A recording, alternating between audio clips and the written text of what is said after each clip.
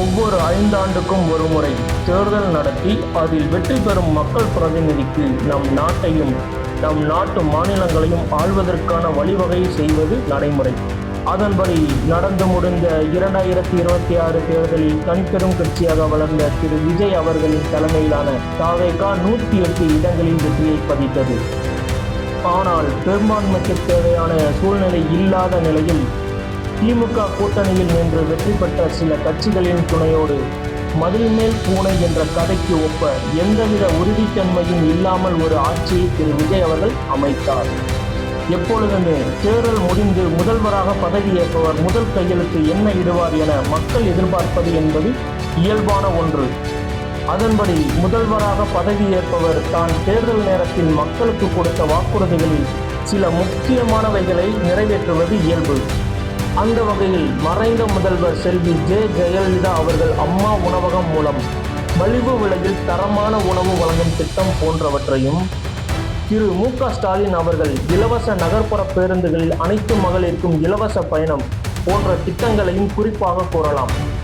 அதன் தொடர்ச்சியாக திரு விஜய் அவர்கள் முதல்வராக பொறுப்பேற்று முதலில் என்ன கையெழுத்து இடப்போகிறார் என எதிர்பார்த்து காத்து கொண்டிருந்த மக்களுக்கு பெரும் இடியுடன் கூடிய சிறிதளவு அல்வா மட்டுமே பரிசாக கிடைத்துள்ளது.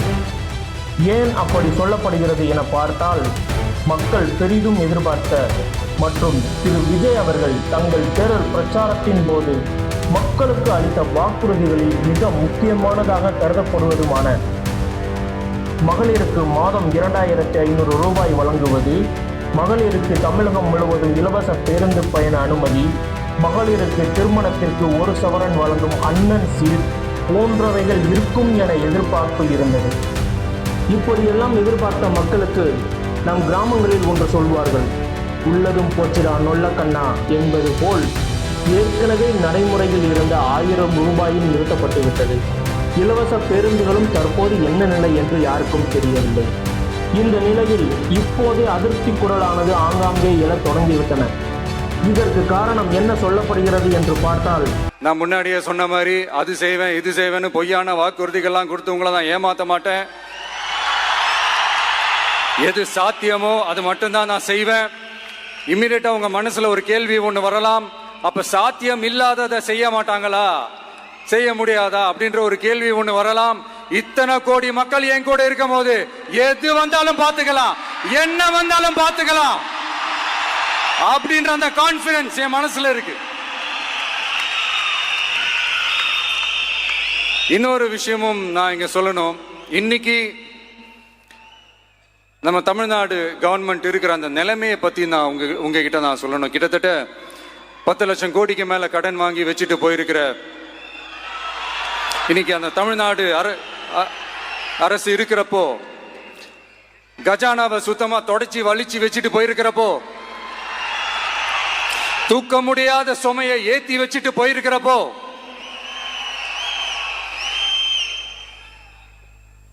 அப்படிப்பட்ட ஒரு நிலைமையில தான் இந்த பொறுப்பை நம்ம கையில் எடுத்திருக்கிறோம். உடனே நீங்க நினைக்கலாம், என்னடா இவர் ஏதோ பொறி வச்சு பேசுறாரா அப்படின்ட்டு. அப்படியெல்லாம் எதுவுமே கிடையாது. உள்ள போய் பார்த்தா தான் தெரியும் எது எந்த நிலைமையில இருக்குன்னு, என்ன இருக்கு என்ன இல்லை, எது எந்த நிலைமையில இருக்கு எது எந்த நிலைமையில இல்லை. அதையெல்லாம் பார்த்துட்டு உங்களுக்கு ஒரு வெள்ளை அறிக்கையா அதை வெளியிடணும்னு நான் நினைக்கிறேன். ஒரு டிரான்ஸ்பரண்டான ஒரு கவர்மெண்டா, அதாவது இன்னைக்கு நம்ம தமிழ்நாடு கவர்மெண்ட் இந்த நிலைமையில தான் இருக்கு அப்படின்றத உங்ககிட்ட சொல்லிட்டு I just want to take it forward from there. அதைத்தான் நான் முதல்ல செய்யணும்னு நினைக்கிறேன். தமிழ்நாட்டை பொறுத்த வரைக்கும் இப்போ யாரையாவது போய் ஏதாவது சந்திக்கணும் அப்படின்னா இந்த மூஞ்ச மூடிக்கிட்டு போய் சந்திக்கிறதோ, என்ன இந்த மறைமுகமா உங்களுக்கு தெரியாம போய் சந்திக்கிறதோ அப்படியெல்லாம் நான் செய்ய மாட்டேன். எதுவா இருந்தாலும் வெளிப்படையாக ஒளிவு மறைவு இல்லாம தான் நான் செய்வேன். இவ்வளவு பெரிய ஒரு பொறுப்பை என் கையில கொடுத்துருக்கிறீங்க, அதே நேரத்தில் எனக்கு கொஞ்சம் அவகாசமும் நீங்க கொடுக்கணும்னு நான் ரிக்வெஸ்ட் பண்ணி கேட்டுக்கிறேன். நான் சொன்னதையெல்லாம் படிப்படியா நிறைவேற்ற நான் ட்ரை பண்ணுவேன், நிறைவேற்றுவேன். அதே நேரத்தில் எனக்கு கொஞ்சம் அவகாசம் கொடுத்தீங்கன்னா எனக்கு கொஞ்சம் உதவியாகவும் ஒத்துழைப்பாகவும் இருக்கும். இதன் காரணமாகவோ என்னவோ ஏதோ உப்புக்கு சப்பானி போல 3 கையெழுத்தை இட்டு உள்ளார் நமது மாண்புமிகு முதல்வர் திரு விஜய் அவர்கள். அவை யாதெனில் 200 யூனிட் மின்சாரம் இலவசம், போதை ஒழிப்புக்கு தேவையான நடவடிக்கை, பெண்கள் பாதுகாப்புக்கு சிங்கப்பெண் அதிரடிப்படை. இவைகள்தான் அவைகள் 3ம்.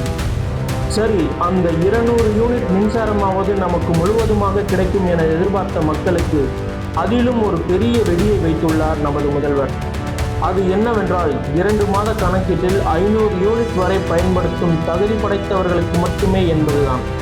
அப்படியானால் அந்த 500 யூனிட்டுக்கு மேல் பயன்படுத்துபவர்களுக்கு என்று கேட்பவர்களுக்கு ஏற்கனவே கொடுக்கப்படும் அந்த 100 யூனிட் மட்டும் வழங்கப்படும் இலவசமாக என்று கூறியுள்ளார். சென்ற திமுக ஆட்சியில் அனைத்து மகளிருக்கும் மாதம் 1000 என கூறி வந்த நிலையில் பல மாதங்களுக்கு பிறகு தகுதி வாய்ந்த பெண்களுக்கு என மாற்றி அமைக்கப்பட்டது. அவராவது 1000 ரூபாய்க்குத்தான் தகுதி நிர்ணயம் செய்தார். ஆனால் இவரோ மின்சாரத்திலேயே கை வைத்து ஆரம்பத்திலேயே மக்களுக்கு ஷாக் கொடுக்கிறார் என மக்கள் புலம்பி தள்ளி வருகின்றனர்.